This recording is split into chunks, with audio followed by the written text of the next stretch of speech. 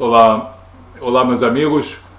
Vamos novamente analisar aqui o Evangelho de Mateus, o capítulo 13, agora dando ênfase à parábola da rede, que começa no verso 47 e vai até o verso 50, de Mateus 13.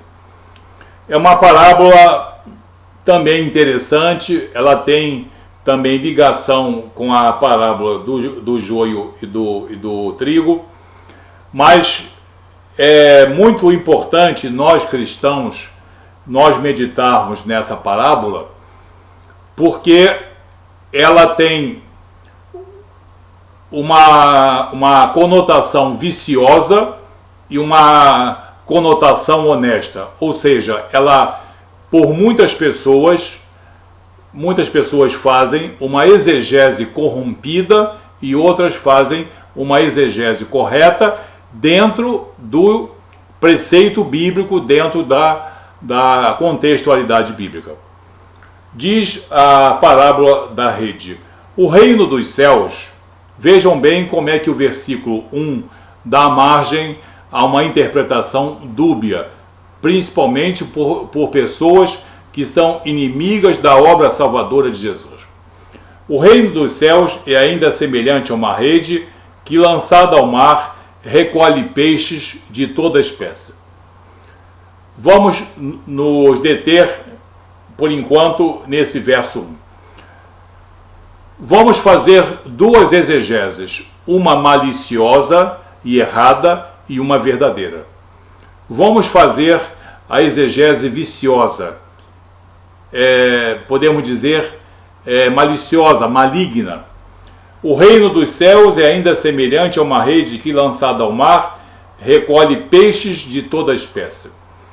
Aí querem dizer alguns que nós estamos na dispensação da graça e que todos os peixes bons e os peixes maus, os peixes que prestam e os peixes que não prestam, todos serão colhidos nessa rede e todos vão herdar o reino de Deus, o reino dos céus, independente das suas obras, da sua fé, da sua postura perante Deus. Isso é uma coisa absurda, mas existe essa exegese. E o Dr. Scofield é que nos chama a atenção para esse tipo malicioso de interpretação. Então, querem alguns que são inimigos da obra salvadora de Jesus dizer que o reino de Deus é como uma rede que pega bons e maus e todos serão salvos. Os que negam o evangelho ou os que vivem o evangelho, vai ser tudo a mesma coisa. Pasmem. Os que creem no Espírito Santo e os que escarnecem do Espírito Santo serão todos iguais. Pasmem. Todos aqueles que acreditam em Jesus soberano e aqueles que não creem em Jesus soberano, não haverá diferença. Pasmem, todos serão salvos. Santos e profanos serão pegos numa única rede e pertencerão ao reino dos céus. É uma coisa absurda, mas tem gente que vive disso, que tem gente que faz doutrina em cima dessa interpretação maliciosa e também errônea. Agora vamos fazer a interpretação segundo a contextualidade bíblica. Vamos interpretar fazendo uma exegese correta segundo a contextualidade bíblica. O reino dos céus é ainda semelhante a uma rede que, lançada ao mar, recolhe peixes de toda espécie. O que Jesus está querendo nos passar aqui, de maneira mais simples, é que a obra de salvação estabelecida por Jesus, ou melhor, estabelecida por Deus em Jesus, é para todos os povos, raças, tribos e nações. Não importa se são judeus, romanos ou se são gregos, se são desse continente ou se são de outro continente, se são de 5 séculos atrás ou se são dos dias de hoje. A obra de salvação de Jesus é extensiva a todos os homens. Depende do homem responder de maneira benéfica ou não a essa oferta de Deus, a essa oferta de salvação eterna. Então, o que Jesus está querendo dizer aqui, vocês não discriminem ninguém, porque mesmo aqueles que são profanos aos olhos humanos, ou segundo os preceitos do Evangelho, eles são dignos de mim, pelo menos no sentido de ouvir a minha palavra. É por isso que nós cristãos evangelizamos. E muita gente quer dizer: vocês cristãos não respeitam a religião dos outros, vocês não respeitam a situação do outro. A verdade é completamente outra. É Jesus que nos ensina isso. Ele diz que o reino dos céus é como uma rede que raspa o fundo do lago, trazendo peixes bons e peixes ruins. Agora, continuando. E quando, no verso 48, e quando está já cheia, os pescadores arrastam-na para a praia e, assentados, quer dizer, com toda a calma, escolhem os bons para os cestos e os ruins deitam fora. Então aqui você já vê que a primeira exegese, que foi feita de modo corrompida, ela mostra aqui essa versão corrompida com muita facilidade, porque ela diz que escolhem os bons para os cestos e os ruins deitam fora. Então haverá juízo. Essa rede não é um recolhimento de todas as pessoas, santas e profanas, para a salvação. Não, serão colocadas na praia e cuidadosamente serão analisadas segundo os preceitos estabelecidos por Deus em Jesus, segundo os preceitos estabelecidos na Bíblia, no Evangelho. Então, a primeira exegese é realmente a maliciosa, a segunda é a correta, ou seja, a obra salvadora de Jesus é extensiva e não deve ser negada nem a nenhum povo, nenhuma raça, tribo, nação ou época. Nós devemos levar o Evangelho a toda a criatura. Essa então é a interpretação correta do primeiro verso aqui, que corresponde ao verso 47 de Mateus 13. O segundo mostra que haverá um juízo e que haverá peixes bons para os cestos e haverá peixes ruins que serão deitados fora. Então, mais uma parábola dizendo: haverá juízo. O Deus sempre eterno, o Deus de amor e misericórdia, não é um Deus de permissividade e não é um Deus de conivência, como andam pregando alguns por aí. Deus é infinito, eterno, mutável em sabedoria e poder, santidade, justiça, bondade e verdade. Mas ele é também, então, justiça. Então haverá juízo, sim. Haverá uma separação entre bons peixes e os peixes que serão deitados fora. E no 49, assim será na consumação do século. 2 pontos. Sairão os anjos e separarão os maus dentre os justos, e os lançarão na fornalha acesa, ali haverá choro e ranger de dentes.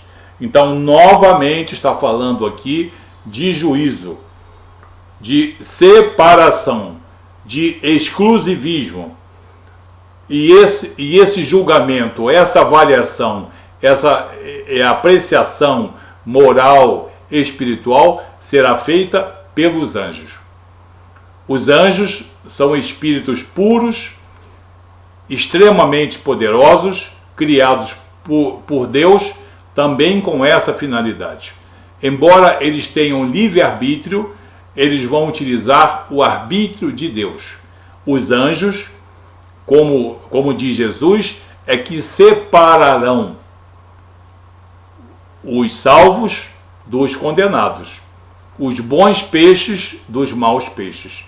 E serão os anjos que farão isso. Se é que os anjos farão isso, é que a salvação e a condenação será única e exclusivamente pelos critérios estabelecidos por Deus.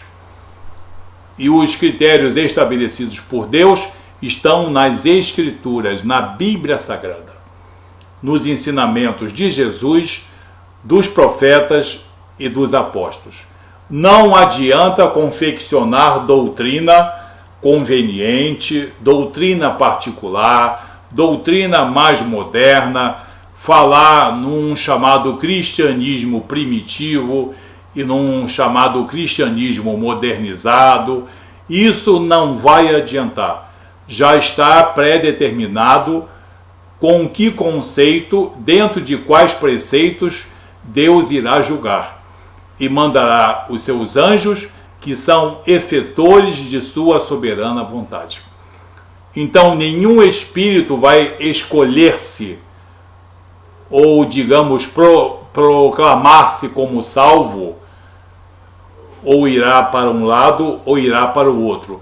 Ele será soberanamente buscado, e soberanamente julgado, e soberanamente levado para um lugar de condenação, ou para um lugar de salvação, ou um lugar de consolo. Então, uma parábola tão pequena nos dá margem a nós tirarmos esses ensinamentos. O principal objetivo é que muita gente anda negando o juízo de Deus, falando em um Deus sempiterno, que dizem que eterno é uma coisa, sempiterno é outra, que, digamos, eterno é um tempo infinito, sempiterno é um tempo longo, mas é um tempo finito, e falam e misturam isso com um Deus tolerante, permissivo, conivente, complacente, como Deus fosse ser cúmplice das coisas que esse mundo anda praticando. Não somente o homem contra o homem, mas principalmente o homem contra Deus. E é de conhecimento público que tem muita gente que odeia o Evangelho, odeia o nome de Jesus, e publicamente homens importantes escarnecem da própria igreja. Então, esse Deus sempiterno, esse Deus constituído de muito amor e misericórdia, vai recolher tudo isso junto como se fosse uma coisa só? Não, não vai não. O reino de Deus é o reino de Deus. O reino das trevas é o reino das trevas. Então, essa parábola, embora pequena, nos deixa esses ensinamentos. A palavra de Deus e a obra salvadora de Jesus é extensiva a todos os homens de todas as épocas, sem nenhuma discriminação. Não podemos discriminar ninguém e levar a todos o Evangelho.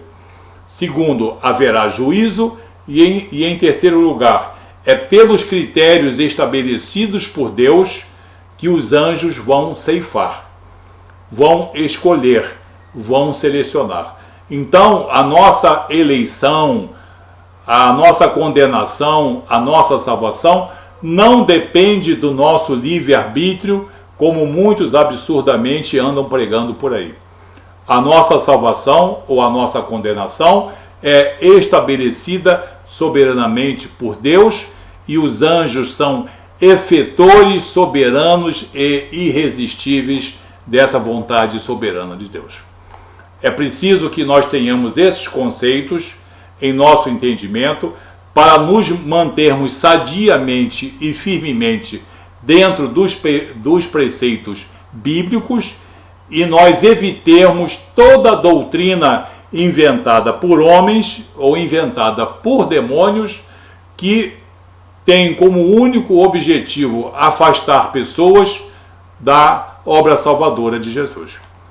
Então, que essa parábola aqui que nós lemos nos ajude a nós nos mantermos no acerto do Evangelho e evitemos qualquer erro ou pressuposto doutrinário que esteja e que seja, no caso contrário, à vontade de Jesus.